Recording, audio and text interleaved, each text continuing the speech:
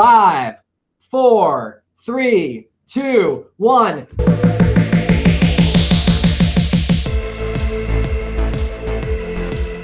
Today on the show, we are going to be talking about something big, something difficult, and something that we're going to help you tackle. The question of our show today, the topic is new agents out there or agents who have been in the business having a difficult time. How do you remain confident? How do you stay confident? Or how do you build that confidence in the first place? Now, we have an amazing guest on our show today that's going to answer that question for us. Hey, Neil. Neil, how you doing? I'm awesome. How are you doing today, Michael? I am doing fantastic. Neil, thank you so much for jumping on the show with us. For anybody that doesn't know Neil, there's so much to say about him. First of all, he has a podcast that I religiously listen to, and it's phenomenal, and he'll tell you about it in a quick second when he introduces himself. And he also is working on building a real estate brokerage that I'm going to look forward to him sharing with us as well. And for those of you who don't know him that well, Neil, at one point in his career, was a huge agent, incredibly successful, was making a ton of money, and went from being a really successful agent to going to market crash and losing everything. So if you're going to hear one person talk to you about building confidence and making it through, Neil's obviously a very successful guy right now. Let's see how he made it. So hey, Neil, please tell us a little bit about your brokerage and what you do and what your podcast is. Awesome. Thank you so much. So we're in Madison, Wisconsin, and we got a firm called Realty Executives Cooper Spransey, and it's part of the Realty Executives brand and franchise here. And so we've been in business for 10 years now, and we've grown up to about 60 agents. And my job is I get to coach the agents. So I have a blast all day long just helping agents grow their business and do more with the talents that they have, building businesses that they love. And with that, it comes with a lot of coaching and a lot of helping of the agents. And I had an agent one day say, "Hey, Neil, this is excellent. Everything that you just told me is phenomenal. But do you have this saved anywhere? Because it's like drinking out of a fire hose. And I would love it if I could listen to this again. Do you have this recorded?" And I said, "I don't, but I easily could. Just give me some time and I'll put that together." And that's what gave birth to the podcast. And so we started a podcast called Onion Juice Podcast. It's got a weird name because we're all about doing things different. We're all about challenging the status quo and being media companies that happen to sell real estate. And with this came this thought of, wouldn't it be great if realtors could drink the content? They're going to consume it, but what if it was like you consuming it by drinking it? And I figured that everybody was drinking the same stuff. They're all drinking orange juice. They're all chasing business instead of attracting business. They're dialing for dollars. They're chasing leads. They're all doing the same thing. And I want to be different. So we came up with the other OJ, and that's the Onion Juice Podcast. So that's me in a snapshot. For those of you who also don't know Neil, he is a marketing savvy guy. And to be honest, I don't know how I got to know Neil originally. Snapchat, most probably. Yep. He really went out there big and started talking about Snapchat. And there's a lot I owe to you in terms of understanding Snapchat. You're really awesome at explaining it and talking to people about it, using it. But when I was preparing for this show, I, of course, wanted to be respectful. I figured I'll go online, see if there's something I don't know about you. And just seeing all the different things that you've posted and that you've done, you definitely have a ridiculously strong marketing perspective. So if I could ask you, before we jump into the topic of this show, which is confidence, could I ask you, when you were, a couple of quick questions about your agent practice when you were an agent in the business, okay? So when you were an agent in the business, where was most of your business coming from at that time? So I have like two different stories. I have the kind of the before and the after. The before and the after are all around the recession. So before the recession, I was a cold calling, I was FSBO hunting, expired hunting, dialing, calling. I was a big Mike Ferry fan. I was chasing leads. I was doing about $20,000 a year in advertising. I wanted to be this mega agent. I even have a picture of me sitting on a park bench like a model. I was just, just that agent that had it all together, that perfect agent. And I was doing anywhere from, I don't know, 75 to 100 transactions a year, somewhere right in there. And I was chasing, and I had no work-life balance. I was working about 80 hours a week. I'm really surprised my wife is still married to me. I'm just this guy that's building his own kingdom. I had no faith in my life whatsoever. I was just a mess. I was big into drinking. I partied with the best of them. I had a marijuana addiction. I mean, I was just a mess. And then the recession came, and I got knocked down hard. My wife and I bought $2 million worth of real estate holdings prior to the recession. And we did a lot of those on seller seconds, where we had to refinance and pay 10% back. In 2007 and 8 was when that was scheduled to be paid back. Of course, that didn't happen. So in order for us to hold on and to avoid filing bankruptcy, we needed to sell everything we could possibly sell so that we could pay everybody off. We were short $264,000. My wife and I agreed to pay that back. We didn't file bankruptcy. We downsized into a smaller home, went down to one car. At one time I was driving a $500 Buick. I was just totally scraping by. I started going to church. My faith started building, and it was on a church stage that I told my story, because I was leading Financial Peace University, Dave Ramsey's program, which totally turned our life around. And I told my story, and I saw jaws drop all around, because here's this guy that had one of the biggest houses in town, the poster boy, and here's a guy that's just admitting that he's hit rock bottom, and that I'm all about bringing it back, and that I didn't file bankruptcy. And so it was in that church. It was like this safe place to talk about it, but I soon realized that everybody needed to hear my story. So I changed my bio on my About page on my website to share the exact story that I shared with everybody in the church, and just saying that I've been looking at this business wrong. I've been looking at people like transactions. Like, how many people can I meet, because that's how many transactions I can complete. And instead, I went through this mind shift of, I just want to take care of people. And I just want to be real, and I want to be vulnerable, and I want to be authentic. I don't want to be this guy that's got it all put together. And I want people to know that I'm driving a fire. I mean, I remember I went to a listing appointment once on a $500,000 house, and our median here in Madison's around 2.25. So, a $500,000 house is a nice house. And I remember calling my mom and asking my mom if I could borrow her car, because I was embarrassed to pull up in my $500 Buick. And that was when I went through this shift of, hey, this is who I am. And I just started being real with people and started being authentic. And that made ripples. It not only brought me more business, more people hired me because they could trust me because I was so honest with them, but my referral business just took off. So I went from this chase business to this attract business. And that's what we talk about so much on the show, is helping people get there, because I loved my business when I was attracting people, and I hated it when I was chasing people. So, and I think there's a lot of people the same way. And so, just to bring this home for people, I was on your show, I was on your podcast a little while back, and you asked me out of the blue. You said, "Yo, Michael, you're this cold calling guy," because I built a lot of my business on cold calling, old school, Mike Ferry, 101. And you said, "Michael, but we kind of believe in attracting people to you and not chasing. Do you believe that that's BS, or do you think you can attract people?" And I was like, "What?" So you really, it's through and through. It's in you. It's not something you say. It's something that you question. And I 100% agree with you. I built my business originally. My business was all on just going after people, cold calling, hitting it. My referral business was not great. People didn't refer me so much because I got you, I listed you, I sold you. I think I did do a good job. I'm a good negotiator, but I didn't really care too much about you. You were a number. And my business would have been so much better, easier, grown so much quicker had I still done that cold calls, but worked it from a referral angle. It's like you need to work both, and I was in balance. So I can completely get what you're saying.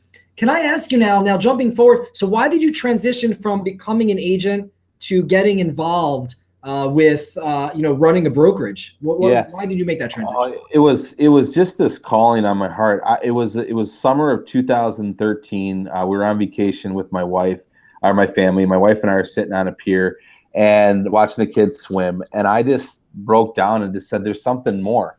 I don't know what it is, but every time I'm on stage or I'm on a show or I'm coaching a new agent in my office, I get totally fired up, and I want to do this the rest of my life. I mean, I love selling real estate, but I think there's more that I can do. I think I can better this industry. I think I can help more people. I don't know what this looks like, but I just, there's got to be something more."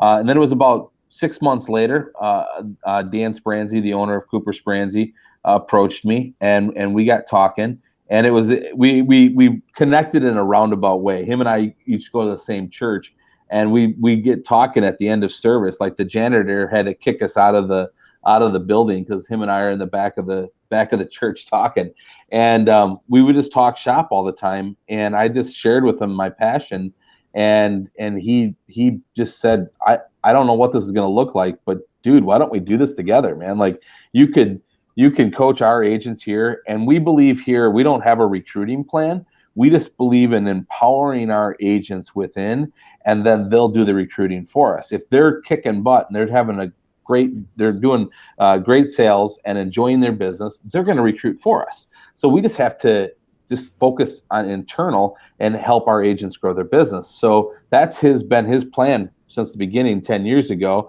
And then when I came along 2 years ago, that was we just took it to another level. So we've doubled in size. Yeah, last I saw you're moving offices, or you were very excited about a new office or something like that. Yep, just opened our second office, and we went when I started. We had around 20 agents, and now we're close to 60. And so yeah, we're growing, and the agents are doing great. We don't have a growth goal. Like our goal is to have 50 agents that are producing 3 million or more, and right now we have 19. But we have almost 60 agents on our roster. So if 50 out of 60 can do 3 million a year, we don't need to add another agent, So our goal is just to help agents grow their business, because that's what we're passionate about. It's a lot of fun. Fantastic. Thank you so much for sharing your story with us. And now we know where it comes from. So everybody knows what you're about to share with us is obviously coming from the heart.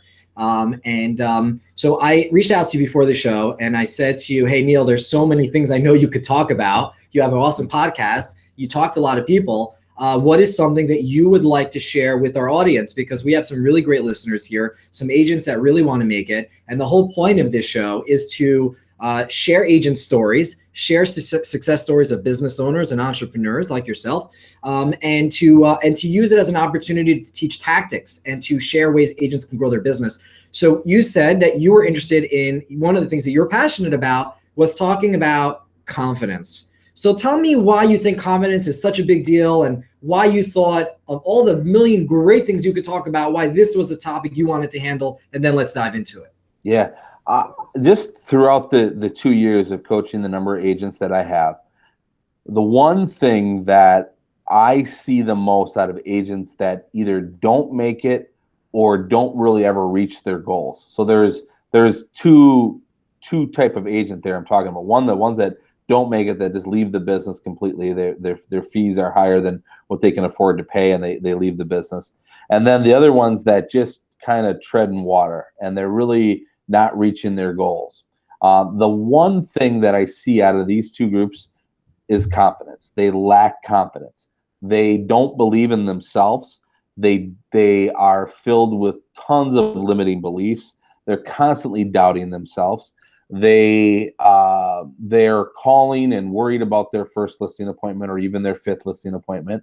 They just lack confidence. And so I've spent so much time thinking and coaching and helping agents that's the one thing that I really found that I need to focus on. If I can build an agent's confidence, they will succeed. Some faster than others, but in the end, if I can build their confidence, remove limiting doubts, and lead them with a heart, because so many coaching programs out there lead people with hammers. They tell them what they have to do and they hammer it on them. And if they don't do it that way, they won't succeed, or at least that's what they make them believe. And so I want to lead people with a heart. I want to hear them. I want to know what their struggles are. I want to get inside their head and hear what limiting beliefs they have and remove those and help build their confidence. So and with that, I mean, we've built the coaching program here all around that premises of how can we help build an agent's confidence. Gotcha. So it's interesting. I'm thinking through agents that I know in the business, and I'm thinking about those, not just in my company, but just in New York City where my brokerage is. And that's an interesting insight. I haven't really thought about it from that perspective. There's so many things that you think about. Oh, they're not making enough calls, or they are not all in it, or they don't want it enough, or whatever. There's like a million, like things that you could say. But it's interesting to hear you say that it's a matter of confidence. So do you believe when an agent is more confident, they're going to do more, or they're just going to be more efficient at more? Why is confidence going to make the difference? Well, I think to back up a little bit, and part of building an agent's confidence is getting them a business plan that fits their strengths and that they enjoy doing. Now, when I started in the business, I was handed Mike Ferry scripts and I was told to go make phone calls. I absolutely hated it, but I just felt like it was the only option, and therefore, if I don't do this, I won't succeed. And so I was miserable. And no wonder I drank so much, because I hated what I was doing.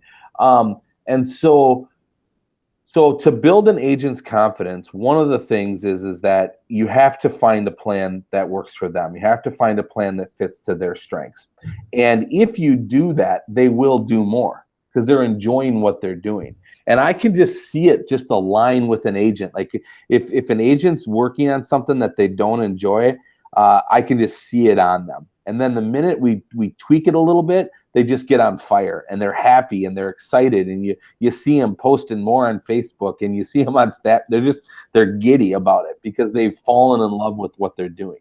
And so a lot of times it's just tweaking it a little bit. And if you do that, then it builds their confidence and they enjoy what they're doing. And then they just get on fire. Yeah. One of the people watching the show right now, Steve, he says, isn't confidence tied to a proper marketing plan that is worked? Interesting. Do you agree with that? I totally agree with it. Yep. Yeah. Totally agree with it. Yep. You got to find that, and that's what I coach as I talk to agents, as I say, we want to build a 3-pillar approach. The first pillar is your sphere of influence. Your second pillar is what you're going to do to chase business, because I do believe you need to chase a little bit in the beginning in order to get it. Because if you just wait to attract business, you're going to be waiting too long. So you got to chase a little bit in the beginning. But if you chase your entire career and you hate it, you're gonna burn out. It's not going to be enjoyable. And then the third pillar is attract. So I have everything broken down into those 3 different pillars, and they have to pick one from each of those pillars to build their plan. But their plan is their plan. It's nobody else's plan. And so they're building their business that they love, and it's nobody else's plan. So to repeat that, for those who didn't hear that clearly, right? You had three pillars, you call them, right? Yep. So you have a chase. If you go into a town and you don't know anybody, you got to find people, which means you're going to have to call people. You're going to have to get in touch with them. You're going to have to send mailers. You got to do whatever you want to do. So could I ask you, do you list for agents, like, here are 3 different types of chases? Here are 3 different types of, can you drill down for us a little bit more specifically for an agent that's tuning in that wants to grab some of your wisdom over here? Yeah, you bet. Let me just pull that up quick here. I've got a list. Thank you. That's awesome of you. While you're looking that up, I'll talk a little bit. So in my company, at Meier Real Estate, people come in and I tell them, hey, listen, I was the guy that was cool hitting the phones. I knew I needed to talk to 47 people. I know I needed to get 12 email addresses. I knew my numbers, and I would hit the phone, double dial, before we had Mojo Dialer, literally 2 phones I would hold. And that's what I did. And that worked for me. But I'm also not the guy that's going to walk into a networking event, a networking party, and go up to a bunch of random strangers and have very small talk and get everybody's information. For me, it's easier, actually, to just call random people on the phone. For other people, they're like, you crazy? Like, it's so much easier to see a live person somewhere at a networking event. And I'm like, maybe for you, it's different for me. Yep. Everybody's got a different way. At the end of the day, it just matters how you get to those contacts. But I'd love to hear what do you got in your pillar? What's in that pillar for you? Yeah, and let me tell that, and let me add to what you're saying there. So like, there's like, you love to dial, I hated it, right? But a networking event, like sometimes I can just be on fire at networking events, and sometimes not. But like, you got to find your strengths. So like, if let's say that this is a coaching program and it was only to do it Michael Meier's way, I would never like to do this, right? I would not want to cold call. Like, you would not be my coach, right? Right. And so I would lack confidence because I would look at Michael and say, gosh, if I could only be more like Michael, man, then I could have it all together because he's so good at this and I'm never going to be as good as him. And there goes my confidence, right? But if I could say, hey, you could either pick up the phone and call, or let's teach you how to get really good at going to networking events and finding all of the networking events that you could get out there and meet people at networking events.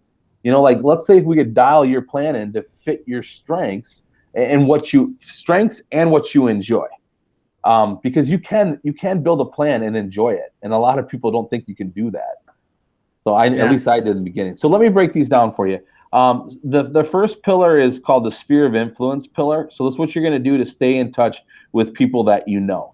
So what I did is I came up with 3 different options. One is to send out newsletters, and I'm a huge fan of Service for Life. And you can just find them at serviceforlife.com.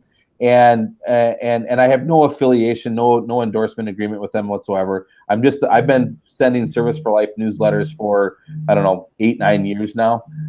And it's just a cheesy newsletter, but because it's cheesy, people think that you actually wrote it. And if it was all professional and glossy, then people would think that it's just canned and they throw it away. But if it's kind of, it looks kind of handwritten in a way. And people really dig it. And like I said, I've been sending them for years. The other option is to send a letter every month, do like a letter of the heart. So write a personal letter that you maybe just write a story about what's going on in your life or in your business. And you send this letter to your sphere every month. And then the third one I just found is from Dean Jackson. And he's on the I Love Marketing podcast. And Dean Jackson has the world's most interesting postcard. And so you can just look that up, world's most interesting postcard, and send those once a month. But just send something to your sphere of influence every month that is not all about real estate. If it's all about real estate, it'll bore people and they'll throw it away. So it's got to have, and you'll see what I'm talking about when you look at an example of a Service for Life newsletter or a Dean Jackson's world's most interesting postcard. So that's pillar number 1. You have to pick one of those options. We build your database, try to get your database around 300 people, and we mail to that database every month. Then the second pillar is. Mind just to stop you there to interrupt for a second. So first of all, you're sharing some real content here. So thank you so much, and everybody. And we'll later include in the comments those recommendations that you have. But it's funny. When we dial ahead now, where a lot of people are doing stuff with social, of course, and you and I were, do a lot of stuff with Snapchat and stuff like that. I had a conversation literally today with a few of the newer agents. And I said to them, everybody secretly in America wants to be a real estate agent.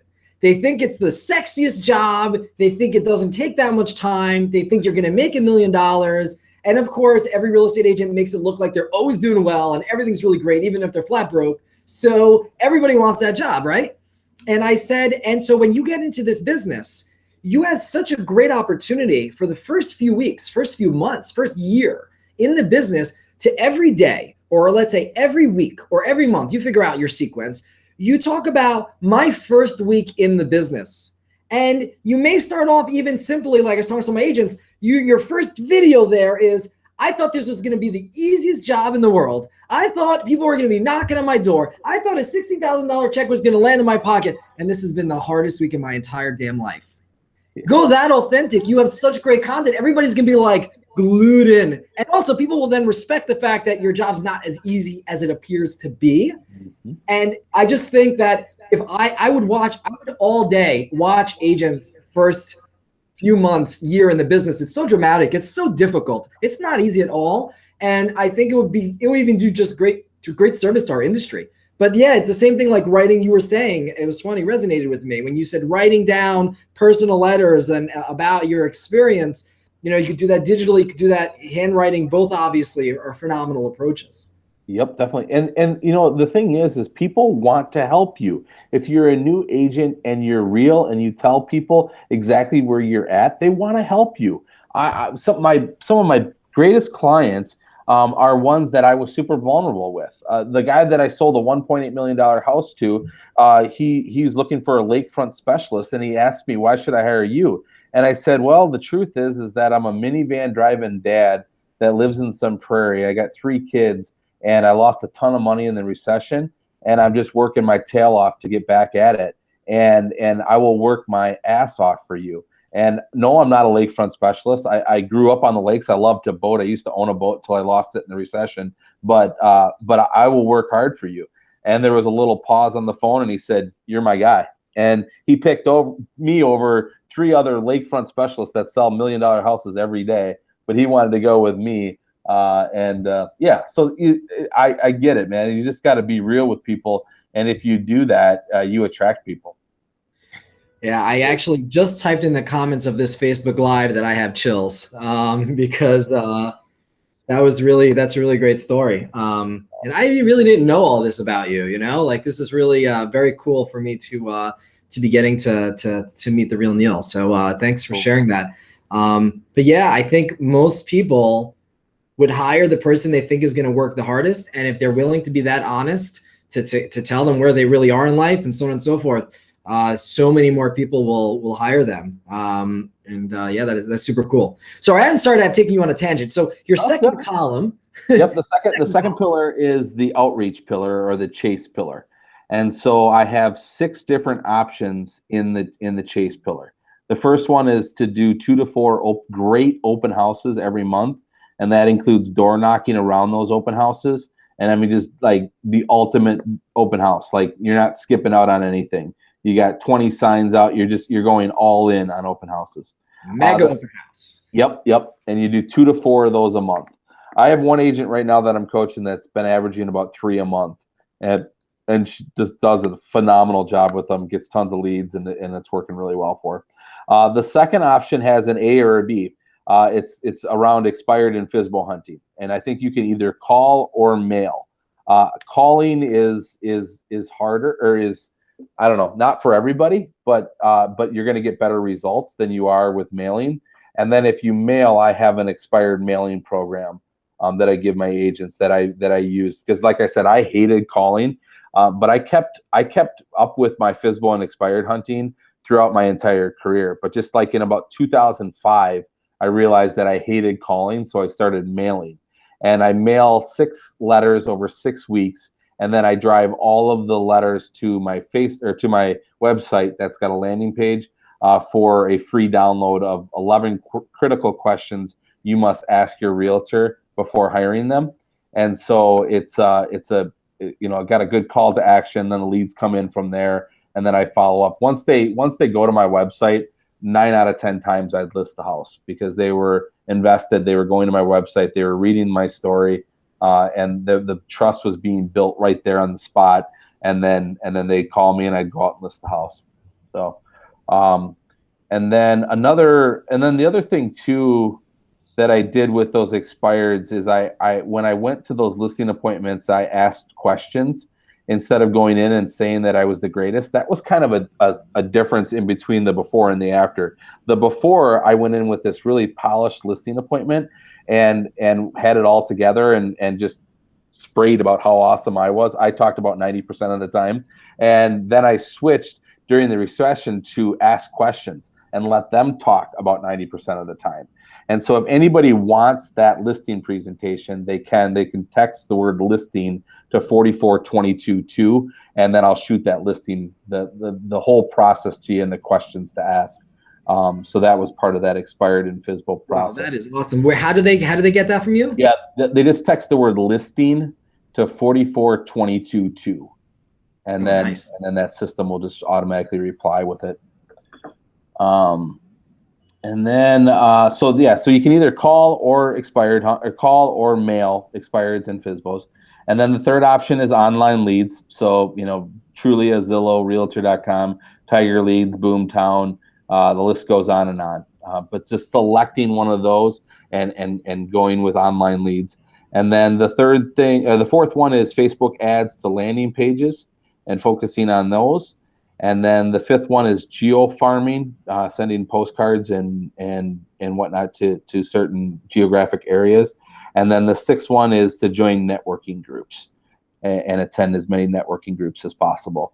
Or building your own networking groups is another one. So that's a lot of options. You're giving them so many options to choose from, and you tell them to pick one. They pick one in each column. Yep, in each pillar, because the thing is if you pick too many of them, you won't do any of them well, and you have to pick one of them in each pillar and then go all in on it. Later on, when you grow a team and you got more bandwidth and whatever you can handle more, then you add more. But that's part of building that confidence. If you're doing too many different things, it's so hard to stay consistent.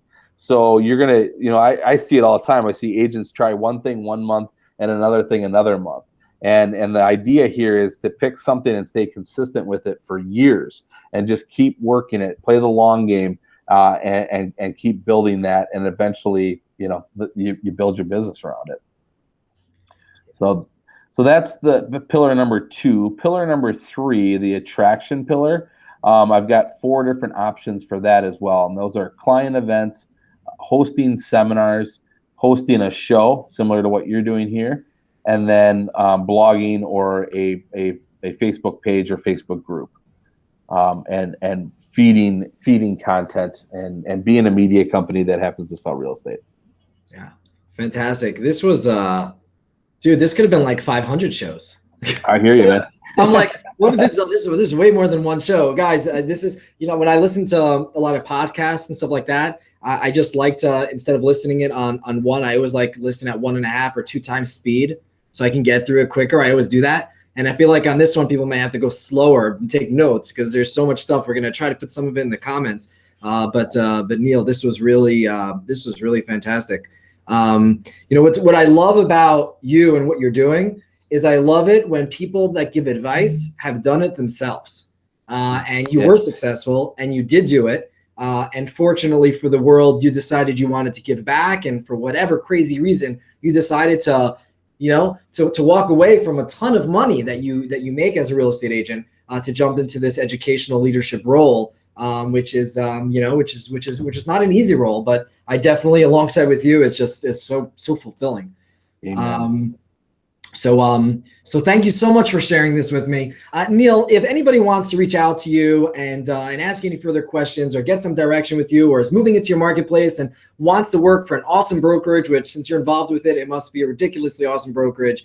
How do they reach out to you? Yeah, I think the best way is just direct people to the podcast, onionjuicepodcast.com. And then on that site, it has all of my contact information. My email address is neilmathweg@gmail.com. And then I'm on Instagram, Snapchat, Facebook, you name it, I'm there. You can either find Onion Juice Podcast or Neil Mathweg. And everybody check out the Onion Juice Podcast. Seriously, go check it out. It's worth it. Trust me, it's worth it. It's good. I appreciate that, man. And you'll see Neil with like a straw and I should have had a Starbucks cup in here, and I could have done it for you. Fantastic. Neil, thank you so much for jumping on us with the show. And in 30 minutes here, you shared so much valuable content, shared your story. Thank you so much. Like I said, if anybody wants to learn more, they can reach out to Neil directly. My name is Michael Meier. I run Meier Real Estate. We are a brokerage firm in New York City. This is a Real Estate Social Rockstar show. If you want to connect with me, you connect with me on Snapchat, on Facebook Live, any of those kind of places, at Michael Meier NYC. Everybody, thank you so much for tuning in. Thank you, everybody, for making these comments. And please, let's continue to have the conversation. Neil and I will be there to respond to your comments as they come. Thank you so much. And Neil, once again. Thanks again, man. Thank you, my friend. All right, brother.